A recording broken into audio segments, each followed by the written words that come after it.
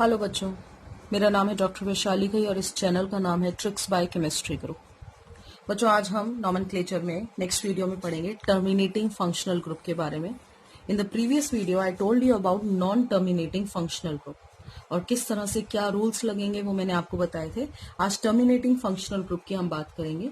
सो terminating functional group basically क्या होते हैं? ऐसे फंक्शनल ग्रुप जिनमें ऑलरेडी कार्बन जुड़ा हुआ होता है। सबसे पहले तो उनमें प्रीफिक्स क्या लगेंगे वो मैं आपको बता देती हूँ।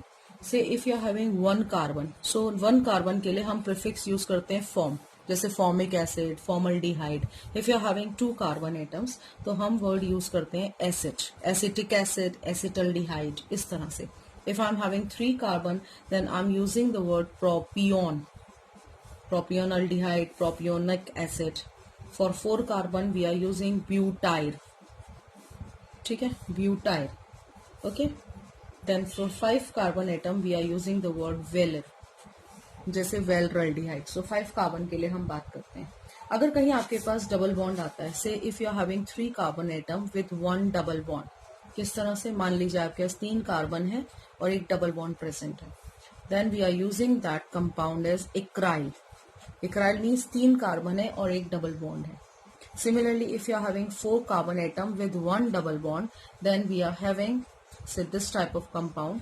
Double bond कहीं पे भी हो सकता है, we call it as croton, जैसे क्रोटोन अल्डिहाइड होता है। So croton means with 4 carbon and 1 double bond. So ये नाम बच्चों आपको याद रखने हैं। Form for 1 carbon, acid for 2, propion 3, butyl for 4 and val for 5, acryl with 3 carbon and 1 double bond, croton with 4 carbon and 1 double bond. So ये आपको ध्यान रखना है।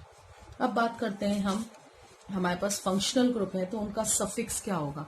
ये तो मैंने आपको बताया prefix. If I be having any functional group तो उनके सफिक्स क्या होंगे। सपोज मेरे पास COH ग्रुप है, सो COH ग्रुप होने के कारण सफिक्स जो आ गया मेरा वो आएगा ic acid, ic acid.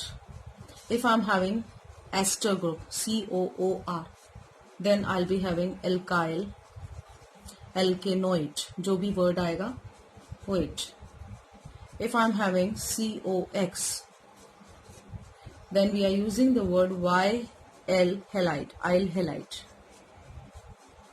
If I'm having CHO, then we are having aldehyde. Simple word, simple name, simple compound, aldehyde. If I'm having anhydride group, अगर आपके पास anhydride group है तो हमारे पास उसका नाम होगा इक एनहाइड्राइड। ये सब एग्जांपल्स मैं आपको बताऊंगी कि किस तरह से यूज करने। सबसे पहले आपको ये कंपाउंड्स के नेम पता होने चाहिए, सफिक्स और प्रीफिक्स पता होने चाहिए। से if I am having CN तो हम इसे वर्ड यूज करेंगे nitrile, and if I am having NC that means linkage N के थ्रू है, देन इट बिकम्स आइसोनाइट्राइल। जो मेन कार्बन चेन है अगर उसकी लिंकेज N से जुड़ी हुई है देन इट इज आइसोनाइट्राइल, अगर C से जुड़ी हुई है then it is nitrile. Few more compounds, say if I am having amide group CONH2, we are using the suffix is amide. Say I am having 1 carbon, नाम बता रही हूँ मैं, एग्जाम्पल बता रही हूँ। 1 कार्बन है तो 1 कार्बन के लिए हम यूज करते हैं फॉर्म, मैंने आपको बताया था हमारे पास प्रीफिक्स होगा फॉर्म। और क्योंकि COH ग्रुप है तो उसका सफिक्स होता है इक एसिड, सो हमारे पास इसका नाम हो गया फॉर्मिक एसिड। ठीक है, इसी तरह अगर मेरे पास CH3COOH है जिसमें 2 कार्बन है, सो 2 कार्बन के लिए हमारे पास नाम हो गया एसेटिक, और COH ग्रुप के लिए इक acid, so it becomes acetic acid. तो इस तरह से हम इन कंपाउंड्स के नाम दे सकते हैं। कुछ और एग्जांपल्स मैं आपको बताती हूँ। सपोज आपके पास है HCHO, सो 1 कार्बन है, सो 1 कार्बन होने के कारण नाम आ गया फॉर्म, और अल्डिहाइड ग्रुप है so we call it as formaldehyde. ठीक है, suppose I'm having 3 carbon CH3 CH2 CHO. If I'm having 3 carbon, so 3 carbon के लिए I'll be having prefix as propione and suffix as aldehyde. So हमारे पास इसका नाम हो गया propione aldehyde. Okay?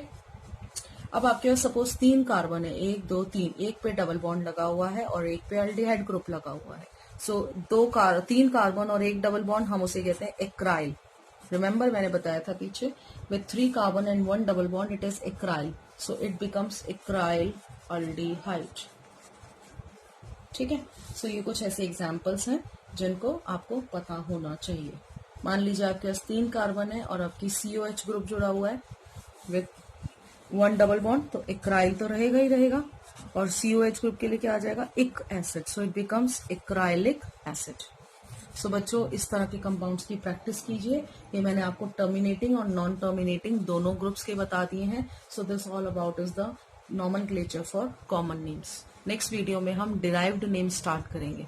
So please do practice. If you have any doubt you can ask in the comment section, and please subscribe this channel and like this video. Thank you.